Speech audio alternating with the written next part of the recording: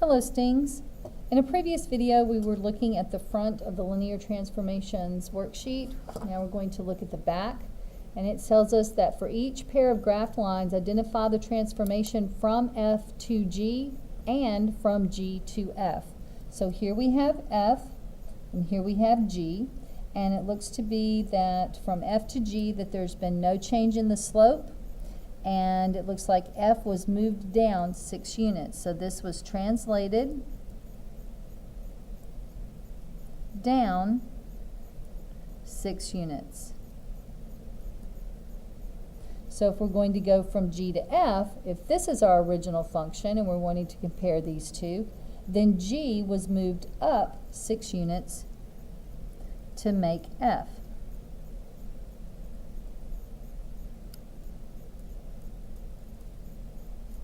For number 2, here is F, it has a negative slope. Here's G, it has a positive slope. So to go from F to G, first we have a reflection. And it doesn't seem that their slopes are the same. So let's see if I can find 2 good points. And well, this is a good point. It's awful big, but we can always reduce. 1, 2, 3, 4, 5, 6, 7 over 1, 2, 3, 4. Okay, so the slope of F is negative 7 over 4. So this is for F. And the slope of G, here's G. Let's see if we can find some points on G. Here's 1, here's 1. 2, 3, 4, 5, 6, 7 over 2. Positive 7 over 2. So it is a reflection because from F to G it went from negative to positive. G is steeper because this fraction is 3.2. Now, go ahead and turn the calculator on. So we have negative 7 divided by 4 is a negative 1.75, and 7 divided by 2 is 3.5. So 3.5 is bigger than 1.75. So that means that G is the steeper slope. So from F to G, it got steeper. It also was translated because we have different y-intercepts. The intercept for F is positive 3. The intercept for G is negative 2. So to go from F to G, we went down 5 units. So we went from up here at 3, down 3, 4, 5. 1, 2, 3, 4, 5 units down. So to go from G to F, again it's a reflection because they are opposites for their slopes. We went from G to F, so we got less steep instead of steeper.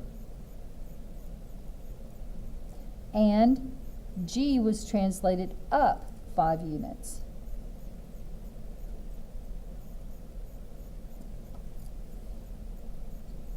Okay. So let's look at 3.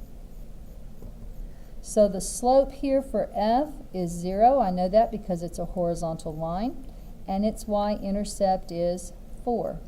For G, its y-intercept is 5. And its slope looks to be up 1 and over 1, 2, 3, 4, 5.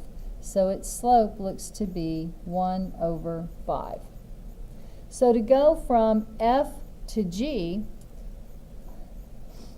we get G is steeper because it went from 0 to a larger number. 1/5 is bigger than 0.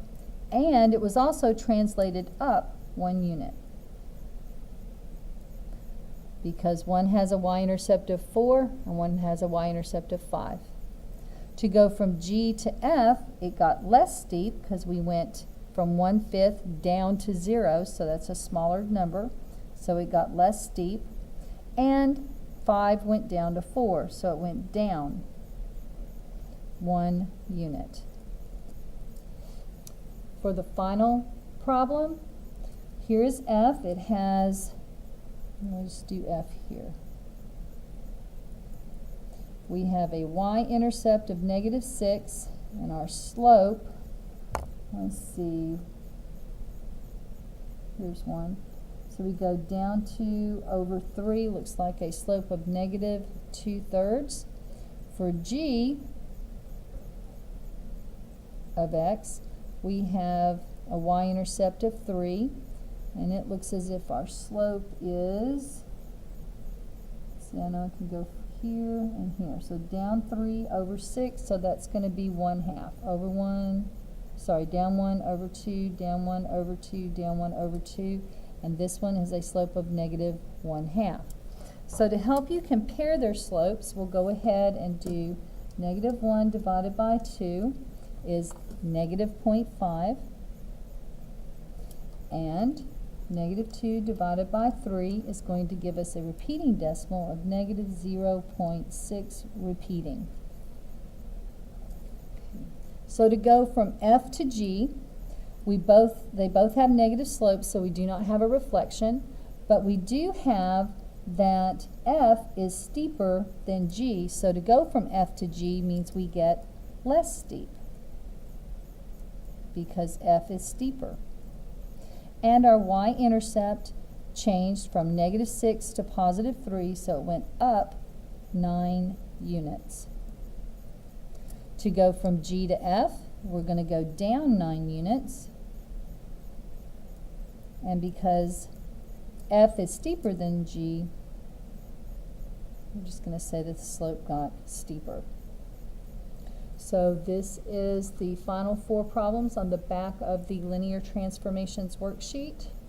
Please make sure that you pause. This is F here. Make sure that you are pausing if you need to copy anything down, but make sure that you have checked your work. And if you have any questions, make sure you come to tutorials.